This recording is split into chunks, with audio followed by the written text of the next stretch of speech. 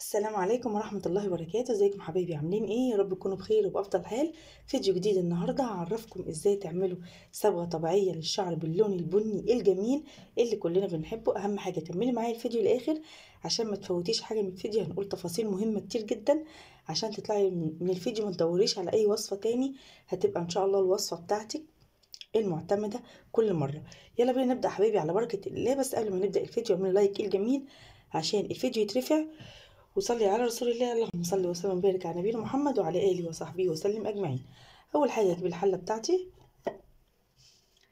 هحط فيها معلقه من الشاي الاحمر بتاعنا العادي. المكون السحري بتاعي اللي كل مره بتكلم عنه اللي هو اعشاب الروند. طبعا اعشاب الروند دي من حاجات السحر لصبغ الشعر. كمان ليها فوائد رهيبة جدا في تنعيم الشعر. كمان بتخلي الشعر من أول مرة هيصبغ لك الشعر الأبيض، هيخليه لونه رمادي من أول مرة. لو عملتيه مرتين هيختفي تماما الشعر الأبيض من شعرك. فالروند من الحاجات الحلوة جدا جدا لصبغ الشعر. كل مرة بعمل فيها فيديو صبغة للشعر بحط فيها أعشاب الروند. أعشاب الروند دي حبيب قلبي بتتجاب من عند العطار، سعرها رخيص جدا، يعني هيديكي ب5 جنيه كمية هتعملي بيها كذا وصفة، مش هتعملي بيها وصفة واحدة بس. ف5 جنيه هتديكي كمية. هحط معلقتين من أعشاب الروند كده. انت هتروحي عند العطار وتقولي له عايزة أعشاب الروند المطحونة. ضروري جدا تجيبي مطحونة، لأن لو جبتيها مش مطحونة هتبقى صعب جدا في الطحن. والمكون التالت معايا وهو أوراق الزيتون. اوراق الزيتون حلوه قوي للشعر برضو كتنعيم. كمان لو عندك تساقط في شعرك، كمان لو عندك قشره، بتدي لمعه حلوه جدا جدا لشعرك. فهحتاج معلقه كبيره من اوراق الزيتون. طبعا بتوقف التساقط وحلوه جدا جدا للشعر. ان شاء الله المكونات كلها النهارده جميله لشعرك، هتغذي شعرك غير كمان الصبغه اللي هتاخديها منه. احط حوالي كوبايه من الميه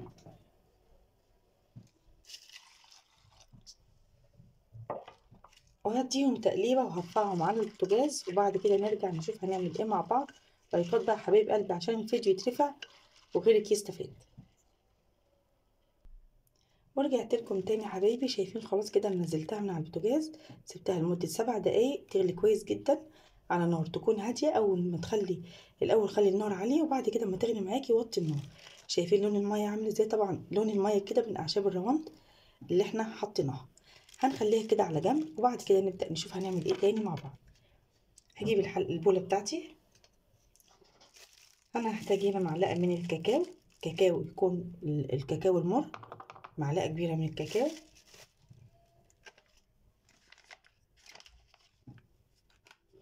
ومعلقة كبيرة من القهوة. القهوة بدون اي اضافات، تكون سادة. وهحتاج برضو حوالي معلقة كبيرة من الكركم. هتحصلي ان شاء الله على لون بني رائع من اول مرة. كمان هنغطي الشيب، كمان هنغذي شعرك حلو جدا جدا. كمان لو عندك التساقط، انسي التساقط ان شاء الله من بعد الوصفة ديت. فالوصفة حلوة جدا جدا ممتازة للشعر. هحتاج مكون تاني حلو جدا هو القرنفل المطحون. احط حوالي معلقة ونقلب كده حبايبي. نديهم بقى تقليبه مع بعض. لو انت من الناس اللي بتحب الحنة ممكن تضيفي معلقة حنة هنا، مش هتضر بأي حاجة. ممكن تضيفي معلقة حنة، لكن لو انت من الناس اللي بتحبش الحنة ما تحطيش حنة. هبتدي انزل بالمغلي اللي احنا غليناه مع بعض، اصفيه كده عليه وانزل بيه. انزل بالمية كلها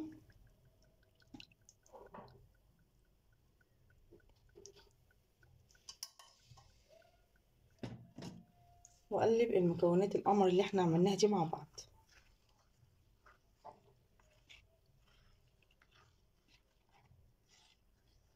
عاملين سلسلة وصفات حلوة كتير جدا لصبغ الشعر باللون الأشقر، باللون الأحمر الإيكاجو.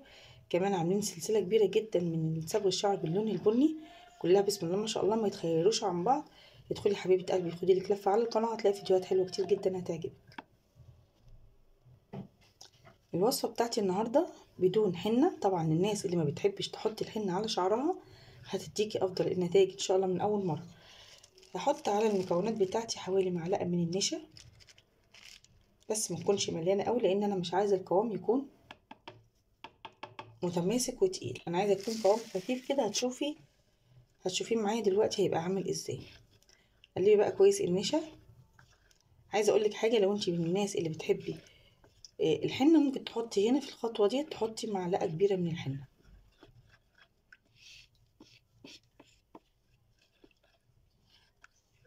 كده حبايبي هبتدي بقى اخدها على البوتاجاز، مش هتكمل دقيقة بس. اهم حاجة خليكي جنبها مع الاستمرار في التقليب، ونرجع من تاني نشوف قوامها بقى عامل ازاي.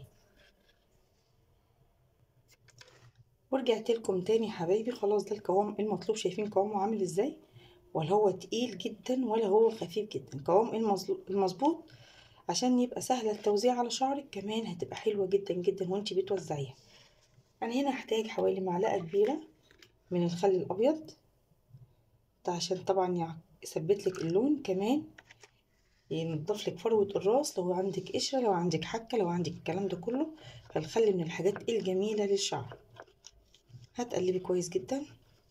صبغة النهاردة بدون اكسجين، بدون حنة، بدون اي مواد ضارة لشعرك، وبإذن الله هتاخدي افضل النتائج من اول مرة. الوصفة حلوة جدا جدا. اعشاب الرواند دي من الحاجات المعجزة للشعر بجد، رهيبة. لو انت اول مرة تسمعي عن اعشاب الرواند انزلي حبيبة قلبي بقى سيبيلي دعوة حلوة عشان استفدتي من الفيديو.